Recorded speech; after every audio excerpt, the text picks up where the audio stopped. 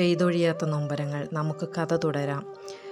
വൃത്തിയില്ലാത്ത തൊഴുത്തിൻ്റെ മൂലയിൽ ഭക്ഷണം പാകം ചെയ്യാൻ അവർക്ക് ഒരിടവും നൽകി. ഇത് യഥാർത്ഥ ജീവിത കഥയാണ്, വെറും കഥയല്ല. എല്ലാവരും ലൈക്ക് ചെയ്യാനും സബ്സ്ക്രൈബ് ചെയ്യാനും മറക്കരുത്. പിന്നീട് ഉടമസ്ഥരുടെ സകല വീട്ടുജോലികളും ഒരു ചില്ലിക്കാശ് പോലും കൊടുക്കാതെ അവർ ആ അമ്മയെ കൊണ്ട് ചെയ്യിച്ചു. പിന്നീട് ആ വീട്ടുടമസ്ഥർ ആ അമ്മയെ കൊണ്ട് അവിടുത്തെ എല്ലാ ജോലികളും ചെയ്യിച്ചു. തൊഴുത്തിലെ ചാണകം വാരിക്കുക, പറമ്പ് നനയ്ക്കുക, അവരുടെ തുണികൾ അലക്കിക്കുക, പാത്രങ്ങൾ കഴുകിക്കുക, തറ തുടയ്ക്കുക എന്നിങ്ങനെയുള്ള എല്ലാ ജോലികളും ആ അമ്മയ്ക്ക് നിശബ്ദമായി ചെയ്യേണ്ടി വന്നു. വീട്ടുജോലികൾ ചെയ്തില്ലെങ്കിൽ ഉടമസ്ഥരുടെ കുത്തുവാക്കുകൾ കേൾക്കണം. നിസ്സഹായയായ ആ അമ്മ ആ പെൺകുട്ടികൾക്ക് വേണ്ടി എല്ലാം നിശബ്ദമായി സഹിച്ചു. പിതാവിന് മദ്യപാനം കൂടി വന്നു.